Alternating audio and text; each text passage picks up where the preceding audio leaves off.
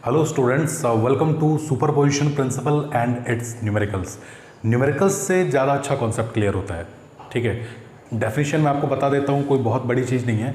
एक बार तीन लोगों में झगड़ा हो गया, तीनों ने एक दूसरे को स्टार्टेड स्लैपिंग ईच अदर। अब तीनों के अंदर कुछ ऐसा झगड़ा हुआ कि मैंने कहा कि किसी एक पर्सन को कितने झापड़ पड़े। ठीक है, तो कैलकुलेशन लगाए, हमने सोचा कि अच्छा ठीक है, तो किसी एक पर्सन को कितने झापड़ पड़े। तीन लोग थे, they all were slapping each other. तो इसका मतलब ये हुआ कि किसी एक की कैलकुलेशन करनी थी, तो बाकी दोनों की कैलकुलेशन हो गई, है ना भाई। ए, बी और सी, तो ए को कितने झापड़ पड़े, बी ने ए को कितने मारे प्लस सी ने ए को कितने झापड़ मारे। So that will be total झापड़ जो ए को पड़े, है ना। ऐसा एक्चुअली नहीं करना, बहुत गलत बात है, समझाने के हिसाब से बता रहा हूँ। अगर मैंने कहा कि टोटल झापड़ बी को कितने पड़े, तो कैसे कैलकुलेट करोगे कि ए ने उसको कितना मारा प्लस सी ने बी को कितना मारा, है ना। अब ए ने सी को मारा, इससे मुझे कोई फर्क नहीं पड़ता। क्यों? क्योंकि मैं तो टोटल झापड़ बी को कितने पड़े ये पूछ रहा हूँ। तो अब मैं इसको बोर्ड पे बता देता हूँ ना, तुम निश्चिंत रहो, ऐसे घबराने की ज़रूरत नहीं है भाई। ये ए है, ये बी है और ये सी है ना। मैंने कहा कि तीनों ने एक दूसरे को झापड़ मारने की कोशिश की, तो सी को कितने पड़े होंगे, सी को कितने झापड़ पड़े होंगे। तो मैं कहूँगा कि total force on C, force मतलब झापड़, फोर्स, है ना। तो फोर्स सी पे पड़ा, तो इसका मतलब कि फोर्स बी ने सी को कितना मारा प्लस ए ने सी को कितना मारा। अब कोई आदमी खुद को झापड़ तो नहीं मारता, तो सी ने सी को कितना मारा, ये तो ऑब्वियस सी बात है कि कैलकुलेशन नहीं होगी इसकी। फिर किसी ने कहा कि बी को कितने झापड़ पड़े। अच्छा, इस क्वेश्चन में देखना कि बी ने सी को कितना मारा प्लस ए ने सी को कितना मारा। ए ने बी को मारा है बिल्कुल, बट इससे हमें मतलब नहीं है। क्यों? क्वेश्चन ने ये पूछा है कि सी को कितने पड़े। क्लियर हो पा रहा है? अब मैं अचानक आपसे को मैं कहूँ कि हाँ टोटल झापड़ बी को कितने पड़े, तो बी को कितने पड़े, तो ए ने बी को कितना मारा प्लस सी ने बी को कितना मारा, तो टोटल झापड़ पड़ गए। ए ने सी को कितना मारा, इससे हमें कोई मतलब नहीं है। कुछ क्लियर हो रहा है कॉन्सेप्ट? हाँ, अगर मैं क्वेश्चन आपसे पूछूं, मैं कहूं कि सिर्फ बी ने सी को कितना मारा ये बता दो, बी की वजह से सी को कितने पड़ी, तो आप सिर्फ इसको कैलकुलेट करोगे, इसको नहीं करोगे। बच्चों, सुपर पोजिशन का मतलब बहुत सिंपल सा है। If we have group of systems, we have group of system of, मतलब ग्रुप की बात कर रहा हूँ not group of system, group of charges, है ना। चार्जेस की हम यहाँ बात कर रहे हैं, या किसी भी चीज़ के ग्रुप की बात कर लो, आदमी, बैल, जानवर, वॉटेवर, कोई उससे फ़र्क नहीं पड़ता। किसी एक पर अगर कुछ एक्टिविटी उसमें हो रही है, कुछ भी काम उस ग्रुप में हो रहा है, तो किसी एक पर उस एक्टिविटी का क्या फ़र्क पड़ेगा, वो आपको अलग अलग जोड़ना पड़ेगा कि हर उपलब्ध आदमी ने या चार्ज ने या हाथी बैल ने उस पर क्या इफेक्ट डाला होगा। राइट, यहाँ ग्रुप में पैसे बढ़ रहे हैं, सब एक कुछ पैसे दे रहे हैं, दूसरे को गिफ्ट दे रहे हैं सब। तो मैंने पूछा किसी एक आदमी को कितने गिफ्ट मिले। अब वो खुद को गिफ्ट देगा नहीं, तो आप क्या कहोगे, बी ने ए को कितने गिफ्ट दिए, सी ने ए को कितने गिफ्ट दिए, डी ने ए को कितने दिए। आपस में क्या दिए इससे फ़र्क नहीं पड़ रहा है, क्योंकि पूछा किसी एक पर है। क्लियर हो रहा है? So guys, let's start superposition principle. इसको मैं मिटा देता हूँ, इसमें ज़्यादा टेंशन वाली बात नहीं है, इसको बस कॉन्सेप्ट समझो। If we have group of charges और if we have system of charges, यानी आवेशों का एक समूह है, एक बहुत सारे चार्जेस हैं हमारे पास, then net force at any charge will be the sum of the vector sum, not only sum, vector sum of individual forces produced by individual charges on that charge. अब ये डेफिनेशन बोल दी, अब आपके थोड़ा ऊपर से निकल गई होगी कि यार ये तो सर समझ में नहीं है। तो देखो, if we have system of charges, है ना, Q1, Q2, जैसा बुक्स में बताते हैं वैसे भी बता दूंगा, तो निश्चिंत रहना। मान लो Q3, Qn, n का मतलब क्या है, 4, 5, 6, इन्फानाइट हो सकता है। तो किसी एक चार्ज, मान लो कि मैं इस Q0 की बात कर रहा हूँ, जरूरी नहीं कि सेंटर में ही हो, जरूरी नहीं है कि सेंटर में हो, अरे कहीं पर भी हो सकता है। मैं सिर्फ एज्यूम कर रहा हूँ कि चलो इस पर मैं बात कर रहा हूँ, ये बीच में पिट रहा है इनसे, ठीक है।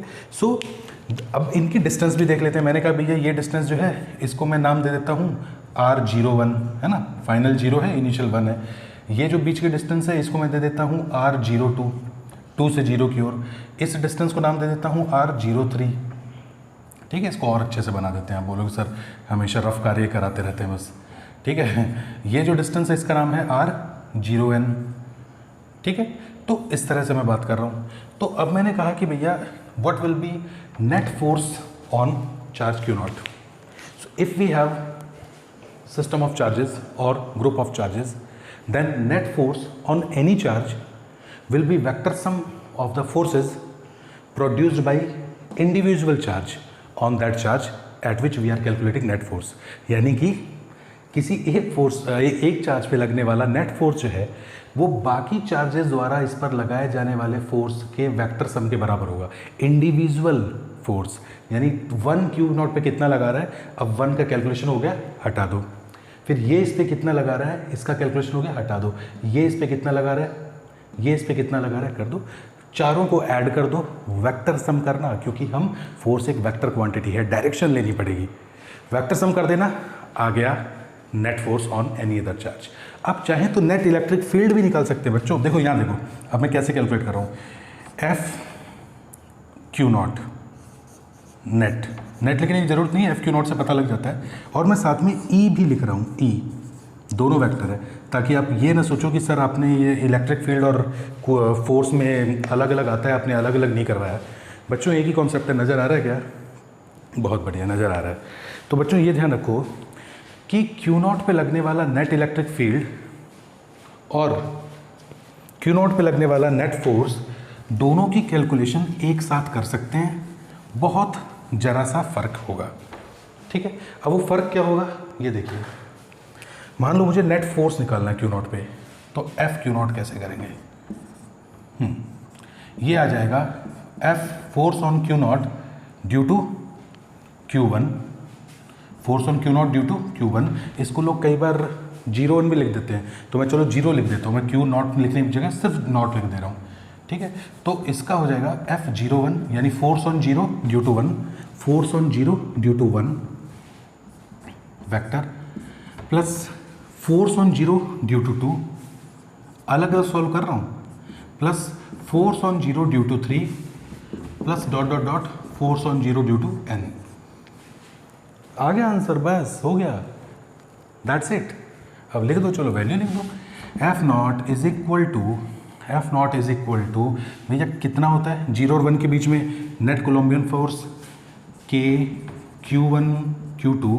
अरे इसमें 1 और 2 तो यही होगा ना, इन दोनों की बात कर रहे हैं। तो इन दोनों चार्जेस में पहला चार्ज इसको ले लो, दूसरा इसको ले लो। K Q0 Q1 upon R01 का स्क्वायर R01 कैप, ठीक है। ये इसमें डायरेक्शन बता रहा है। अब कौन सा प्लस है कौन सा माइनस है उससे आप डायरेक्शन अपने हिसाब से लिख सकते हो। सेकेंडली क्या होगा, K Q0, देखो Q0 तो मुझे हर बार लिखना पड़ेगा, Q2 अपॉन R02 का square R02 cap. Finally K Q0 Qn upon R0n का स्क्वायर R0n वेक्टर। अरे चाहो तो तीसरे के लिए भी लिख दो, हर एक में Q0 आएगा, हर एक में Q0 आएगा, हर एक में Q0। क्यों? क्योंकि हम मेनली बात Q0 की कर रहे हैं। तो पहले इन दोनों को देख लो, फिर इन दोनों को देख लो, फिर इनको देख लो, फिर इनको देख लो। अगर एग्जामिनर साहब आपको बोल देना what will be net force on Q1, अगर ऐसा बोल दे तो K Q0 Q1 आएगा पहला, तो क्योंकि ये फोर्स लगा रहा है, फिर Q2 Q1 आएगा, फिर Q3 Q1 आएगा, फिर Q1 Q1 आएगा। अगर तू कहते कि Q2 पर नेट फोर्स कितना लग रहा है, तो हम देखेंगे Q1 की वजह से कितना लग रहा है, प्लस इसकी वजह से कितना लग रहा है, इसकी वजह से कितना लग रहा है। हर बार Q2 मल्टीप्लाई में आएगा, क्योंकि एक चार्ज तो वही है, उसी को लेंगे जिस पर हमेशा फोर्स देखा जाता है। क्लियर हुआ? कोई मुश्किल काम नहीं है। न्यूमेरिकल्स में और अच्छे से समझ में आएगा। इस वाले लेक्चर में तो सिर्फ कॉन्सेप्ट बता पाऊंगा, लेक्चर थोड़ा छोटा बना रहा हूँ, बस मैं न्यूमेरिकल्स में और ज़बरदस्त तरीके से समझ में आएगा। चलिए, मुझे निकालना है electric field intensity at O। इसी पर नेट इलेक्ट्रिक फील्ड बताओ। अरे फोर्स और इलेक्ट्रिक फील्ड ऑलमोस्ट सेम होता है, बस इतना है इलेक्ट्रिक फील्ड निकालते समय हम दूसरे चार्ज की जगह जिस पॉइंट पे इलेक्ट्रिक फील्ड निकालना है वहाँ टेस्ट चार्ज मान लेते हैं, और लिखने की ज़रूरत उसकी भी नहीं पड़ती। फोर्स में दोनों चार्जेस को लिखना ज़रूरी है, इलेक्ट्रिक फील्ड में उसी चार्ज को लिखो जिसका इलेक्ट्रिक फील्ड निकालना है, ठीक है। तो E0 will be equal to क्या हो जाएगा, अब देखो इस पर नेट इलेक्ट्रिक फील्ड निकालना है तो इसकी जगह टेस्ट चार्ज मानना पड़ेगा, और वो भी लिखने की ज़रूरत नहीं है। तो सीधा इस पर इलेक्ट्रिक फील्ड कितना आएगा, किसकी वजह से, पहले इसकी वजह से, फिर इसकी वजह से, इसकी वजह से, इसकी वजह से, तो KQ1 अपॉन R0 का स्क्वायर, KQ2 अपॉन R02 का स्क्वायर। आप बोलेंगे सर इसको तो लिख नहीं रहे, तो फिर इसका मतलब क्या है, इसका मतलब है तभी तो डिस्टेंस वही ले रहा हूँ, इधर उधर डिस्टेंस थोड़ी ले रहा हूँ, सिर्फ डिस्टेंस उसी की ले रहा हूँ जिस पॉइंट पर इलेक्ट्रिक फील्ड चाहिए। यानी कि सिर्फ इसमें से उस चार्ज को हटा दो जिस पे हम नेट इलेक्ट्रिक फील्ड निकाल रहे हैं। Q0 को हटा दो, यह जाएगा KQ1 अपॉन R01 का square, R01 cap plus KQ2। बस डिस्टेंस से समझ जाओ, डिस्टेंस से समझ जाओ कि हम कौन से वाले चार्ज के ऊपर निकाल रहे हैं, R02 का cap plus plus KQN upon R0n square, R0n का कैप। बड़ी सफाई से मैंने Q0 चार्ज को सब में से हटा दिया, क्योंकि जिस पर इलेक्ट्रिक फील्ड लगता है उसको लिखने की ज़रूरत नहीं है, जिसकी वजह से लगता है उसको लिखने की ज़रूरत होती है। अरे कुछ क्लियर हुआ कि नहीं हुआ? डेफिनेशन बोलो फिर से। System of charges, then net force और net electric field at any charge will be vector sum of the forces और electric field produced by individual charge on it. Individual उस पर कितना लगा रहा है उसको हम कहते हैं। ये बच्चों सुपरपोजिशन प्रिंसिपल है। न्यूमेरिकल बताऊं, ज़्यादा अच्छे से समझ में आएगा। न्यूमेरिकल के बिना तो समझ में आएगा ही नहीं बच्चों। न्यूमेरिकल से, ये वायर हटा दो यार, न्यूमेरिकल से ज़्यादा अच्छा क्लियर होगा। देखो कैसे करते हैं इस क्वेश्चन को। ठीक है, तो यहाँ तुम स्पीड बढ़ा सकते हो, देखते तो तुम लेक्चर हो नहीं, तो कोई मतलब तो है नहीं पढ़ाने का। हाँ, पढ़ाने का मतलब कि पढ़ाना तो है ही, काम तो करना ही है। चलो मैं आसानी से बताता हूँ इस क्वेश्चन को आपको कैसे लिखना है। चलिए, ये चार्ज है यहाँ पे Q0, यहाँ है Q1, सिर्फ Q ले लो। चलो ये 3 चार्ज है। सबसे आसान एग्जाम्पल, चलो यार और बातें छोड़ो, मैं सबसे आसान एग्जाम्पल के बारे में आपसे बात करता हूँ। मैं आपसे कहता हूँ कि हमारे पास 3 पॉइंट हैं A, B और C। तीनों पॉइंट पे चार्ज Q है ना, ये 3 पॉइंट है, इन तीनों पे चार्ज Q है। ठीक है, तीनों के बीच की डिस्टेंस जो है वो R है। तीनों के बीच की डिस्टेंस जो है वो है R। ठीक है, और ये इस तरह से बनाया गया है कि, अच्छा ये इन दोनों के बीच के डिस्टेंस मैं आपको नहीं दे रहा हूँ अभी, क्योंकि मैं अगर संपूर्ण त्रिभुज बनाऊंगा राइट एंगल तो √2R हो जाएगी, तो डिस्टेंस मैं नहीं दे रहा हूँ। मुझे फिलहाल ये बताओ, what will be net force F net on charge at B। ठीक है, कोई दिक्कत वाली बात नहीं। अगर आप इसको ट्रायंगल बनाना चाहो तो चलो ठीक है, इक्विलैटरल ट्रायंगल बना दो, कोई दिक्कत नहीं है यार। इसको √2R कर दो। अरे hypotenuse square is equal to base square perpendicular square करके बना दो, कोई बात नहीं। ठीक है भाई, जब ये डिस्टेंस R है, ये R है, तो ये √2R है। B पे नेट फोर्स निकालना है। कैसे निकालोगे नेट फोर्स बताओ? तो B खुद पे क्या फोर्स लगा रहा है, डजेंट मैटर। A B पे कितना लगा रहा है, यानी कि force on B due to A vector plus force on B due to C vector, that will be net force on B आ जाएगा। लेकिन इतना डिटेल लगाओगे तो एग्जाम में काम कैसे चलेगा? आपको करना क्या है, आपको रिजल्टेंट की तरफ जाना है। बच्चों रिजल्टेंट, 2 वेक्टर का रिजल्टेंट निकालने का फॉर्मूला होता है R is equal to √A² plus B² plus 2AB cos theta. ठीक है, अगर दोनों बिल्कुल बराबर हों तो A² प्लस A² करते रहेंगे। तो मैं अगर फोर्स, चलो मैं फोर्स के लिए काम करता हूँ, मैं इसको F नाम दे देता हूँ। F नाम दे दूँ, F1 नाम दे देता हूँ, इसको मैं F2 नाम दे देता हूँ। ठीक है, ये F1, ये F2 कॉस थीटा। तो R इज इक्वल टू हमारे पास क्या हो जाता है, अगर दोनों बिल्कुल सेम है, F1 is equal to F2 is equal to same, तो ये हमारे पास आता है R is equal to 2F cos theta by 2। घबराने की ज़रूरत नहीं है बच्चों, अगर आप मैथ्स के स्टूडेंट हैं तो F² plus F² 2F² plus 2F² cos theta. 2F² को बाहर निकाल लो, 1 plus cos theta. 1 plus cos theta को 2 कॉस स्क्वायर थीटा बाई 2 लिखते हैं, 2 कॉस स्क्वायर थीटा बाई 2। तो फाइनल रिजल्ट ये बनता है। अब एग्जाम में आपको पूरा डेराइव करने की ज़रूरत नहीं है, all you need to use this formula. तो अब आप कैसे करते हो, बस ये एक ही क्वेश्चन करा रहा हूँ, डोंट वरी, है ना। इसके नेक्स्ट वीडियो के अंदर मैं कई सारे क्वेश्चन कराऊंगा, वो ज़रूर देखना, ठीक है। तो अब मुझे बताओ कि ये प्लस चार्ज है, ये प्लस है, ये प्लस इसको किधर भगाएगा, दूसरे पेन से लिखता हूँ मैं ताकि आपको क्लियर और अच्छे से क्लियर हो जाए। तो आप मुझे बताओ, जिस पर फोर्स नेट देखना है उसका कोई कसूर नहीं है। ये प्लस इसको इस साइड में भगाएगा तो ये डायरेक्शन हो जाएगी फोर्स की, ठीक है। तो F जो बी ए है उसकी डायरेक्शन तो ये हो गई, ये प्लस है, ये भी प्लस है, तो ये इसको एक चीज़ ध्यान रखना, ये भी इसको दूर भगा सकता है, बट हमें नेट फोर्स इस पे निकालना है, और जिस पे निकालना है उसका कोई कसूर नहीं है, ठीक है। तो ये इसको इस साइड में भगाएगा, ठीक है। अगर आप ध्यान से देखें तो इनके फोर्स का मैग्नीट्यूड और इनके फोर्स का मैग्नीट्यूड सेम होगा। इन दोनों के बीच फॉर्मूला क्या लगेगा, K Q1 Q2 which is Q square, तो KQ square upon R square, vector sine है ना, मान लो आई कैप दे देता हूँ, x की तरफ लग रहा है। ये फोर्स की वैल्यू क्या होगी, K Q1 Q2 यानी कि Q स्क्वायर, यानी कि K Q square upon R square, distance R square है, और ये इस साइड में पुश कर रहा है, तो ये J कैप डायरेक्शन है ना, तो F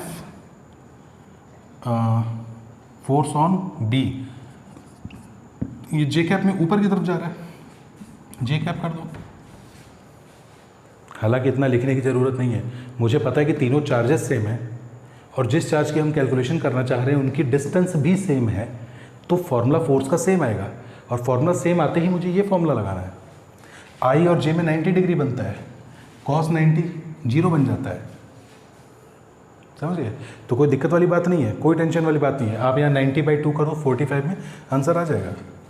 तो ये कितना होगा, देखिए R इज इक्वल टू या एफ नेट, अब आप चाहें तो इसको ऐसा लिख सकते हैं, KQ square upon R square bracket mode of I plus J cap, ये यूनिट वेक्टर है।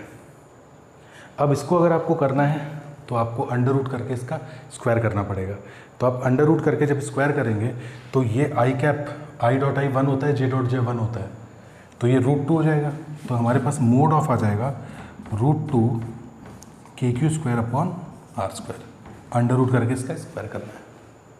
वैसे चाहो तो इतना ज़रूरी नहीं है यार, जब दोनों फोर्स सेम आ रहे हैं तो 2F cos θ/2, तो यहाँ लगा दो R is equal to, R मतलब रिजल्टेंट, तो रिजल्टेंट हम क्या निकाल रहे हैं, फोर्स का निकाल रहे हैं, तो force is equal to 2F, है ना, ये F नेट है, 2F cos θ/2, दोनों के बीच में कितना थीटा बन रहा है, 90 डिग्री, तो cos 90/2 45 हो गया, तो 2F cos 45 डिग्री, ठीक है।